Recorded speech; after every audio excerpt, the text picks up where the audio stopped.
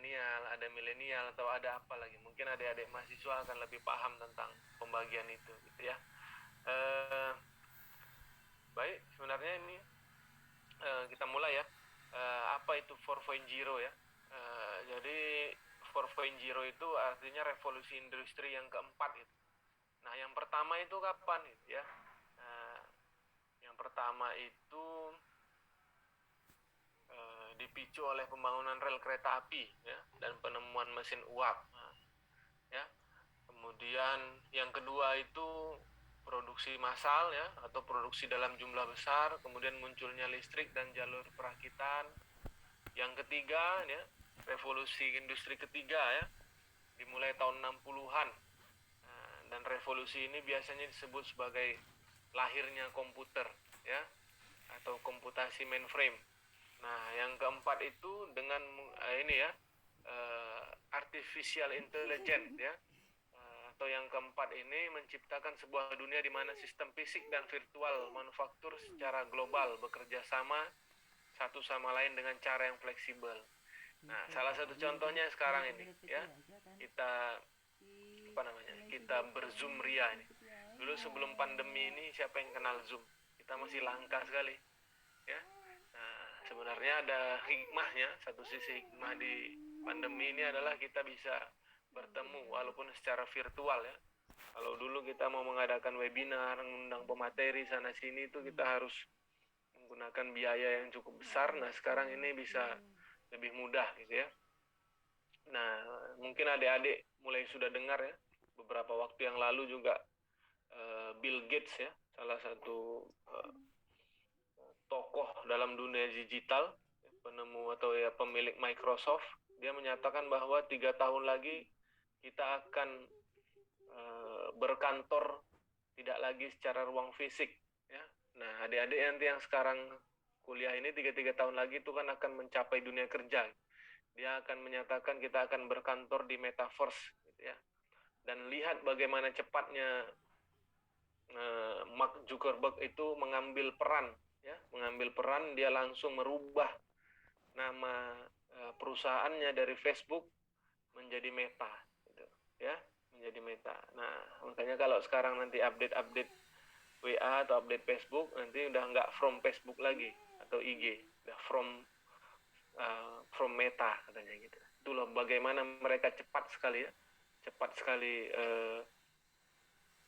berkembang. Kenapa nggak harus cepat berkembang? Karena ini memiliki dampak ya. Ada pekerjaan, ada bisnis, kemudian ada apa lagi, orang-orang yang akan terdampak dari disrupsi ini gitu. Ini kalau mau bicara disrupsi nanti bisa baca bukunya Renald Kasali lebih cepatnya ya. Nah, di buku itu disebutkan ya, salah satu pernyataan dari filosof perubahan itu, mereka menyatakan apa? Tidak ada yang tidak berubah kecuali perubahan itu sendiri. Ada sampai kapanpun. Nah, kita akan berubah. Nah, dalam konteks filsafat juga tidak ada yang menyatakan bahwa kita akan berada pada tempat yang sama persis 2 kali. Jadi walaupun kita duduk di tempat yang sama ini, bisa secara mili inci itu kita sudah berbeda dengan yang kemarin atau yang barusan kita bergerak. Artinya kita tidak akan stagnan. Ini saja sudah menjadi sebenarnya menjadi gambaran ya, ketika filsuf kita menyatakan seperti ini gitu. Ada beberapa contoh misalnya ya. Tengok, siapa yang dulu sangka Giant akan tutup ya. Ini Giant akan tutup. Mulai Agustus kemarin Giant tutup. Ini terdampak disrupsi. Mereka kalah oleh siapa? Kalah oleh Indomaret. Kalah oleh Alfamart. Karena Alfamart, Indomaret mereka cepat menangkap. Nah, karena orang di era sekarang ini nggak mau lagi pergi jauh-jauh belanja. Cukup ke depan gang rumahnya ada belanja. Nah, inilah yang terjadi. Nah, karena apa? Karena Giant tidak ini. Nah, kemarin saya melihat sebuah ulasan dan sebuah video ya, menyatakan bahwa Giant akan mengikuti pola kerja Indomaret dan Alfamart. Dia akan buka gerai-gerai kecil gitu. Dan ini sudah diikuti juga oleh pedagang-pedagang kain dan lain sebagainya ya, di Matahari. Kenapa? Karena Giant tidak bisa mengikuti perkembangan zaman, tidak membaca pasar, ya, tidak membaca pasar. Nah, makanya ada istilah follow your customer, katanya. Ikuti customermu, gitu ya. Nah, ini kelahiran generasi Z, ya. Ini saya bilang di awal tadi, ada generasi X, ada generasi Y, ada generasi Z. Nah, kematian media cetak. Dulu orang-orang tua kita itu baca koran sambil minum kopi. Sekarang enggak. Korannya lebih cepat dari HP. Kenapa? Karena berita yang tadi hari ini kita bisa juga baca hari ini. Kalau dulu media cetak enggak. Berita hari ini, kejadian hari ini kita akan dapat informasinya besok. Gitu, ya, kita akan dapat informasinya besok. Lambat. Nah, kita butuh informasi yang cepat. Ini tadi sudah Giant, sekarang media cetak. Lihat bagaimana sekarang Tempo, Kompas, Waspada juga sudah punya online. Gitu. Karena kalau enggak mereka akan tergerus, ya. Ini beberapa contoh. Kemudian ini dia, Ramayana ya.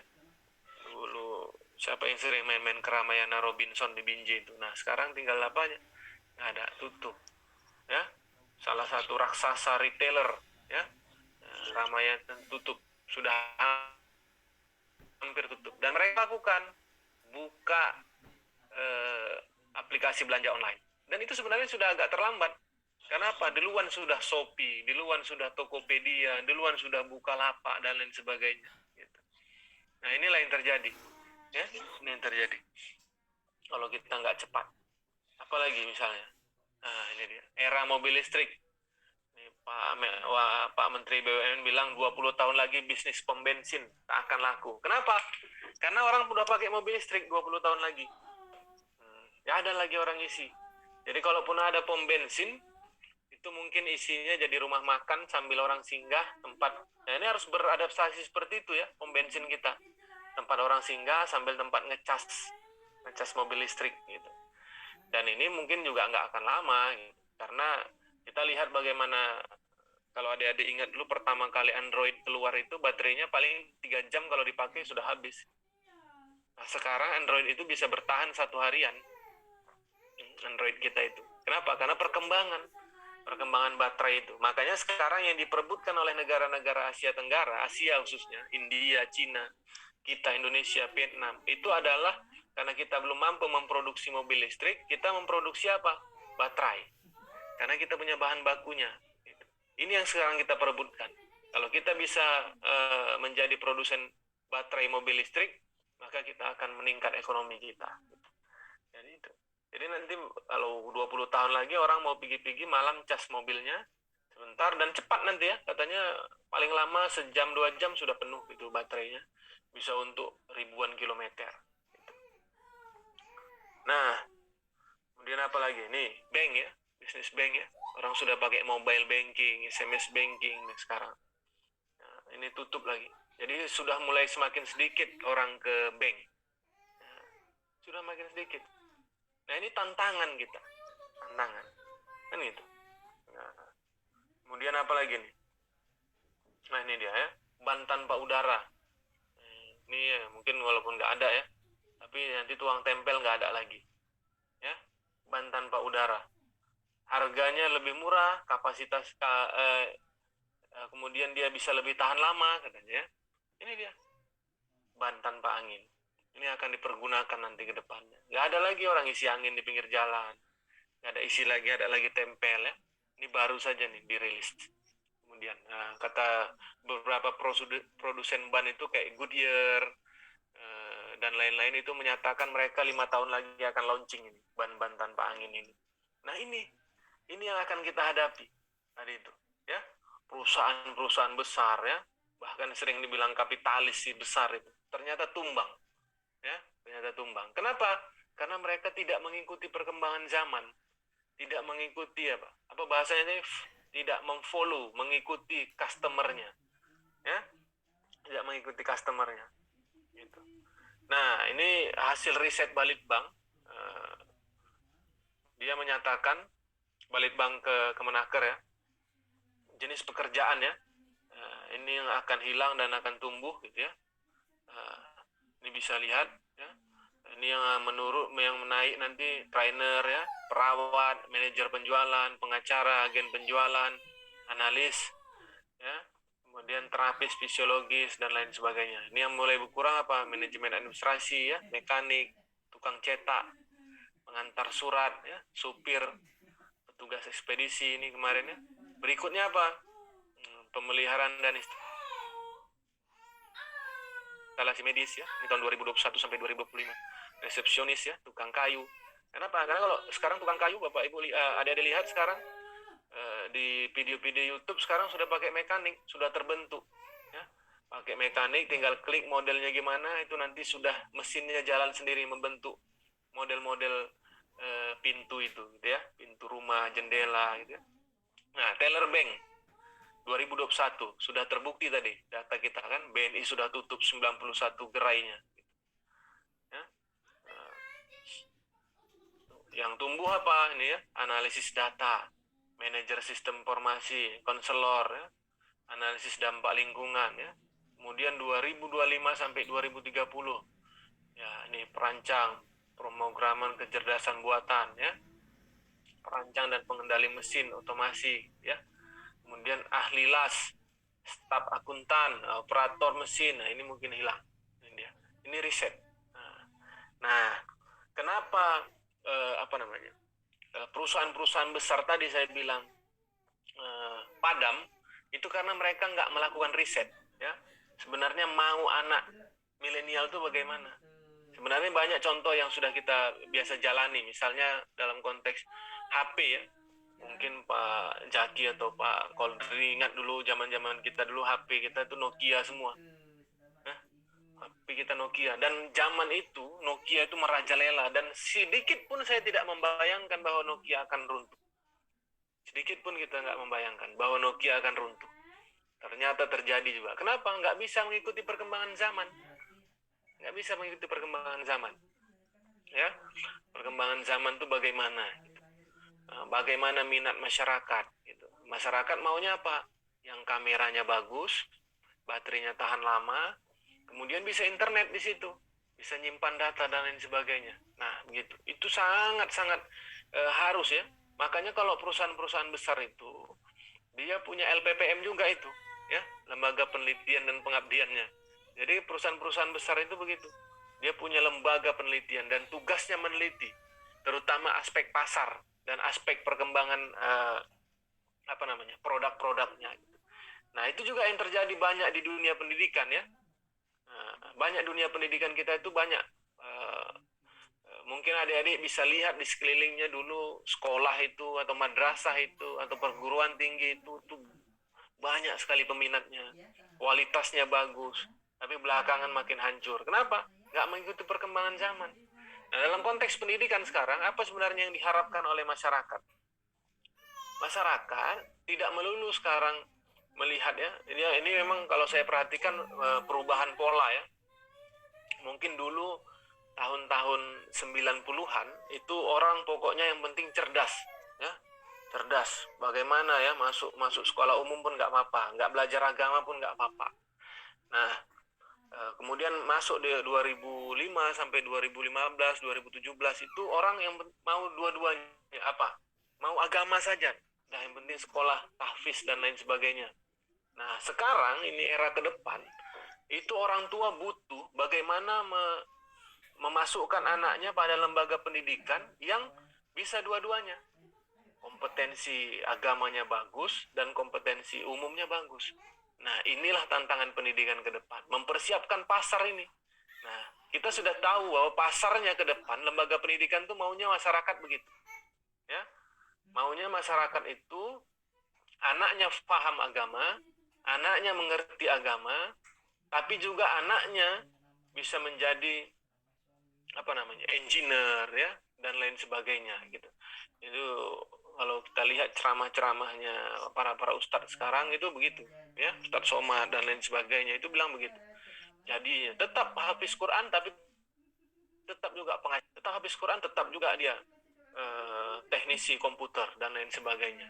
Itu yang dibutuhkan masyarakat sekarang. Nah, itulah yang diperlukan oleh oleh masyarakat zaman sekarang. Nah, dalam konteks MPI, lantas melihat perkembangan pekerjaan dan lain sebagainya. Gitu. Apakah kita yang ilmu-ilmu sosial ini, apakah kita salah jurusan?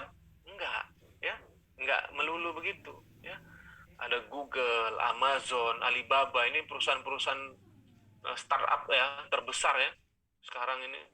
Microsoft mungkin itu sudah tidak lagi memandang ijazah, gitu. Ya, tidak memandang ijazah. Kemudian jawabannya, apakah lantas kita salah jurusan? Enggak, ya. Nah, ini yang salah, sering manusia kita saling salah, ya. Nah, pendidikan itu tidak melulu menjadikan manusia itu sebagai pekerja, gitu. Salah, ini salah, pemikiran yang salah ini. Ya, pendidikan itu tugasnya untuk mendewasakan, membuat kita terintegritas. Gitu. Nah, kita juga bisa lihat di negeri kita ini banyak sekali contoh, ya, banyak sekali contoh orang-orang yang berpendidikan tinggi, ya, doktor dari luar negeri, dari dalam negeri, ternyata apa? Tertangkap korupsi dan lain sebagainya. Ada yang profesor tertangkap korupsi dan lain sebagainya. Kenapa? Karena mentalnya pendidikan itu adalah untuk cari kerja. Tapi bukan mendewasakan diri atau membangun integritasnya. Ini yang salah. Nah, ya, banyak sekali yang salah. Jadi adik-adik sekalian, kan, karena ini adalah upaya untuk memberikan kedewasaan diri kepada kita semua, gitu. Ya, banyak. Banyak kok yang dulu S1-nya bukan MPI, begitu ngambil S2 MPI, ngambil S3-nya MPI, gitu. Nah, artinya MPI ini menarik. Jadi adik-adik tidak salah, gitu ya. Kemudian banyak pekerja kreatif, ya, YouTuber, gamer, ya, selebgram dan lain sebagainya. Tapi selebgram yang halal, ya, yang tidak yang tidak memperlihatkan konten yang bermanfaat. Ini dia. Kenapa? Karena tidak mendapatkan pendidikan yang layak, ya. Banyak. Yang kontennya apa? Kontennya ngemis-ngemis, ya. Kontennya apa? Konten pornografi, pornoaksi. Ini dia. Kenapa? Karena pendidikannya tidak matang. Tidak matang pendidikannya. Jadi yang penting menghasilkan uang. Nah, pendidikan kita itu berusaha untuk itu. Supaya apa? Supaya ini kita memiliki integritas dan dewasa, ya, dalam bermasyarakat. Nah, berikutnya lagi. Apa sebenarnya yang diperlukan oleh milenial saat ini, ya? Nah, ini data, ya, pengguna internet di Indonesia itu pada awal 2021 ini mencapai 202,6 juta jiwa. Ya. Jumlahnya meningkat 15% atau 27 juta jiwa dibandingkan 2020, gitu, ya. 2020. Nah, kemudian menurut survei Asosiasi Penyelenggara Jasa Internet, ya, pengguna internet di Indonesia ini awal 2021, ya. Saya yakin sekarang semakin meningkat, ya. Usia 19 sampai 34. Nah, kita masih masuk pada konten ini, gitu, ya, pengguna internetnya. Kemudian apa? Milenial saat ini menjadi peran kunci, ya, sumber daya manusia tetap. Bagaimanapun ceritanya pentingnya revolusi industri, robot, artificial intelligence, manusia tetap dibutuhkan. Kalau nanti baca bukunya Haidar Bagir, dari zaman dahulu itu, kalau adik-adik lihat bahwa ada isu-isu atau informasi-informasi bahwa manusia tidak dibutuhkan lagi dari zaman dulu. Nah, tapi nyatanya manusia selalu menjadi makhluk yang terus bisa berkembang, berinovasi sehingga tetap dibutuhkan pada eranya, ya. Nah, ini banyak, ya, kejutan oleh pemimpin-pemimpin muda, ya. Banyak sekali saya kira contoh-contoh pemimpin muda, ya, yang berhasil, ya. Yang punya startup itu rata-rata pemimpin muda itu. Nah, tadi sudah dijelaskan bahwa, ya, membutuhkan pemimpin-pemimpin muda. Nah, hampir semua definisi atau teori tentang kepemimpinan itu menyatakan pengaruh, ya. Nanti kalau adik-adik baca definisi kepemimpinan atau teori kepemimpinan, hampir tidak ada yang tidak menyebutkan kata pengaruh. Nah, artinya pemimpin itu harus bisa mempengaruhi. Siapa yang dipengaruhinya? Followers, pengikut. Gitu. Jadi kalau mau mendefinisikan kepemimpinan, ya ada orang yang mempengaruhi dan ada orang yang dipengaruhi. Nah, orang yang dipengaruhi itu disebut pengikut. Jadi kalau bacalah teori-teori tentang kepemimpinan selalu begitu, ya, selalu begitu. Kepemimpinan itu pasti ya ada elemen pengaruhnya dan elemen pengikutnya, gitu. Nah, terus pemimpin milenial itu yang bagaimana, gitu ya? Hadirnya era revolusi industri ini sebenarnya tidak hanya mengubah peta industri, ya, namun juga pergeseran perspektif dalam profesi, cara berkomunikasi, ya, pekerjaan, ya, konsumsi, gaya hidup dan lain dan bertransaksi. Nah, pemimpin milenial itu dia sebagai digital leader, ya, pemimpin yang digital. Nah, dia harus bagaimana? Harus melihat tantangan ini, ya. Ya harus mampu membaca peluang, ya, melihat perspektif yang berbeda, ya. Kemudian promosi, kemudian cara berkomunikasinya, gitu ya. Nah, ciri-cirinya bagaimana? Ini dia, ya, ciri-ciri pemimpin milenial, ya. Ya, pemimpin milenial menghargai komunikasi antar pribadi, ya. Jadi komunikasi ini penting. Kalau nanti baca buku Herbert Simon, dia menyatakan bahwa kalau kepemimpinan itu adalah intinya organisasi, maka komunikasi itu adalah darahnya organisasi. Jadi yang mengalirkan informasi, ya, ke seluruh lapisan di organisasi itu adalah komunikasi, ya. Nah, pemimpin milenial itu lebih memilih untuk membuat keputusan dengan cara yang terstruktur, ya, dan berdasarkan informasi yang komprehensif. Nah, ini tadi. Nah, informasi yang komprehensif itu bisa didapatkan dari mana? Dari membaca riset, atau kalau perlu meriset sendiri, melakukan penelitian sendiri. Nah, itulah yang saya ulang-ulang tadi, bahwa perusahaan-perusahaan besar tadi itu tidak melakukan riset, atau bahkan terlambat melakukan riset tentang apa yang dibutuhkan oleh masa depan, ya, apa yang dibutuhkan oleh masa depan. Nah, kalau konteks pendidikan tadi, dari riset-riset yang ada, masyarakat kita atau customer atau pelanggan pendidikan kita ke depannya mau anak-anak yang mempunyai karakter baik, pendidikan agama yang baik, tapi juga memiliki kompetensi yang baik dalam bidang hal-hal umum, ya. Kemudian pemimpin milenial lebih suka mencapai tujuan, ya, dengan cara apa? Berkolaborasi. Jadi nggak ada lagi nih era-era milenial leaders ini, era-era ini one man show, itu nggak ada lagi. Dia harus berkolaborasi. Di perguruan tinggi juga, ya, dosen disuruh berkolaborasi antar dosen, atau berkolaborasi tinggi dan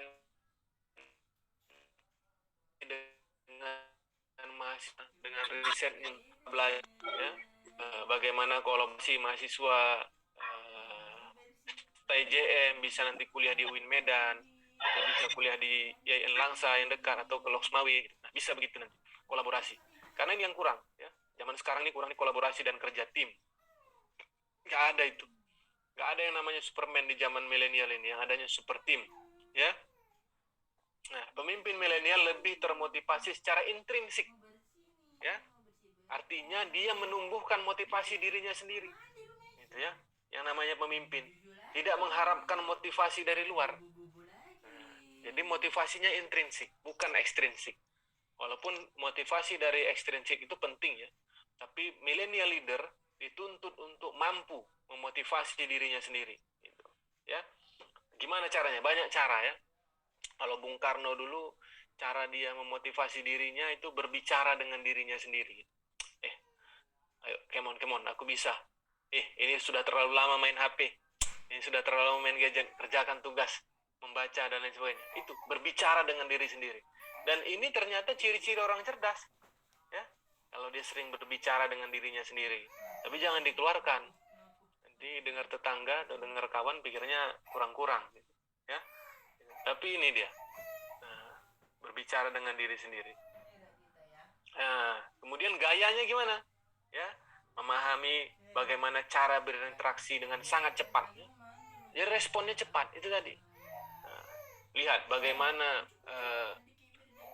Facebook, kemudian Microsoft ya, dan lain sebagainya itu begitu melihat ternyata bahkan di negara dunia ketiga ya, kita disebut dunia ketiga ini atau negara berkembang, pemakaian Zoom itu, Google Meet itu ternyata juga tinggi, bahkan sangat tinggi, apalagi di negara-negara negara-negara maju.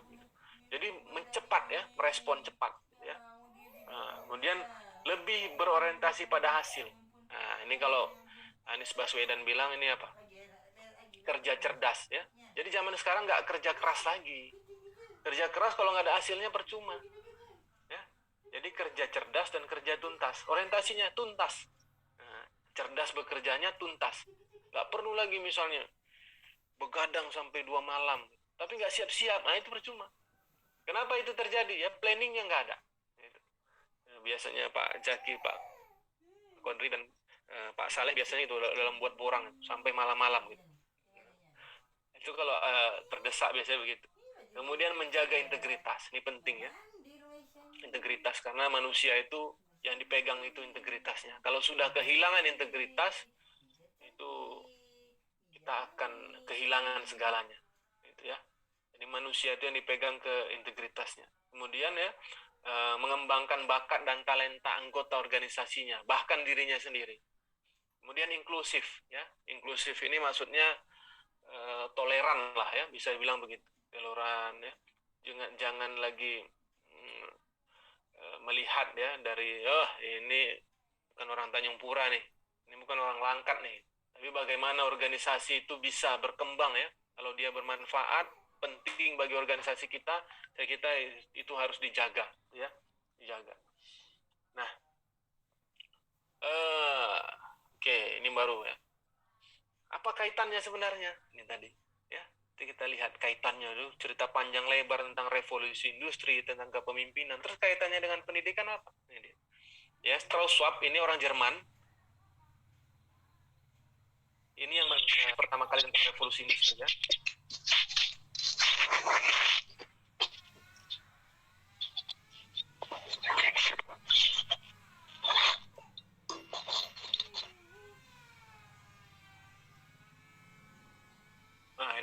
Saya ulang ya, Strauss Schwab ini orang Jerman yang pertama kali menemukan istilah revolusi industri, ya, menegaskan, ini penegasan dari dia, ya, penemunya, penulis pertamanya, bahwa salah satu cara terbaik memperbaiki kualitas generasi, khususnya era milenial, yaitu adalah mereformasi kebijakan pendidikan.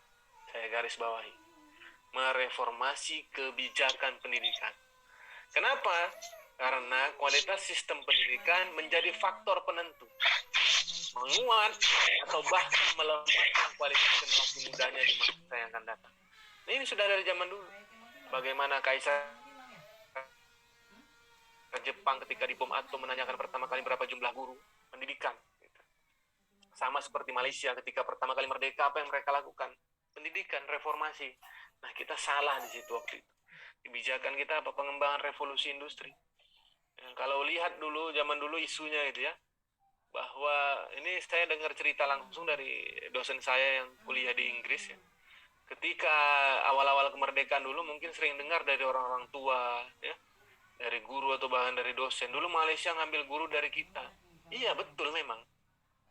Tapi apa yang terjadi? Karena mereka melakukan reformasi besar-besaran. Mereka menyekolahkan guru-guru mereka ke Inggris. Itu yang dilakukan oleh Malaysia, besar-besaran, 10.000 tiap tahun, 10.000 tiap tahun, sehingga mereka kekurangan guru. Maka untuk mengisi kekurangan ini sementara ini, mereka mengimpor dari Indonesia. Nah, kita dengan bangganya begitu. Nah, apa yang terjadi? Yang bagus-bagus tinggal, kata orang Malaysia. Yang jelek-jelek dipulangkan. Ya, itu yang terjadi. Mereka mereformasi kebijakan pendidikannya. Apa yang komponen terpenting dalam pendidikan?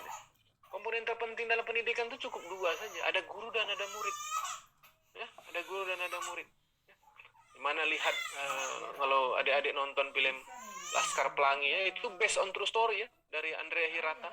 Bukan sekedar novel ya, walaupun mungkin filmnya didramatisir dan lain sebagainya, tapi itu true story ya, true story dari Andre Hirata. Bagaimana sekolah yang minim itu, tapi memiliki guru yang berkualitas, dia akan mampu menghasilkan itu. Jadi itu tadi ya, mereformasi kebijakan pendidikan adalah salah satu kunci. Nah, pertanyaannya, kebijakan pendidikan itu ranah siapa? Tidak ada jurusan lain yang membicarakan itu kecuali jurusan manajemen pendidikan Islam. Ya, itu di revolusi industri 4.0 menuntut adanya perubahan. Ya, perubahan ini menuntut adanya reformasi dalam kebijakan pendidikan. Nah, apa yang berperan dalam reformasi kebijakan pendidikan? Nah, MP atau MPI lah yang paling memiliki peran untuk itu. Saya kira kalau yang semester akhir ini sudah masuklah mata kuliah kebijakan pendidikan. Nggak ada prodi MPI di Indonesia ini atau MP ini yang nggak memasukkan prodi kebijakan pendidikan. Kalau nggak ada nanti di STJM saya sentil nanti Pak Jaki. Pasti ada itu kebijakan pendidikan. Bahkan 3 SKS tuh. Ada yang membuat 2 SKS. Kalau di Loksmawi ini 4 SKS ini kebijakan pendidikan. Ya. Nah, merespon tuntutan Pak Ketua tadi, Pak Saleh gimana? Nah, kalau bisa output yang diharapkan dari adik-adik ini adalah ada hasil tulisan. Nah, tema tentang millennial leader ini masih sangat hangat dan baru. Nah, ini peluang juga bagi kita yang mau menulis, terutama pada lembaga pendidikan. Nah, kalau sebut Pak Jaki tadi ini, Pak Al-Qadri mungkin bisa jadi salah satu objek yang bisa diteliti. Bagaimana millennial leader ya, bisa memimpin sebuah pondok pesantren, atau Pak Jaki juga sendiri bisa menjadikan objek penelitian. Bagaimana mereka, anak-anak muda, bisa memimpin lembaga-lembaga pendidikan. Gitu. Ya, jadi masih terbuka peluang untuk penelitian ini. Ya, jadi riset-risetnya bisa nanti bertema-temakan ini. Saya kira itu, Pak Jaki, sudah setengah jam. Saya kembalikan kepada moderator.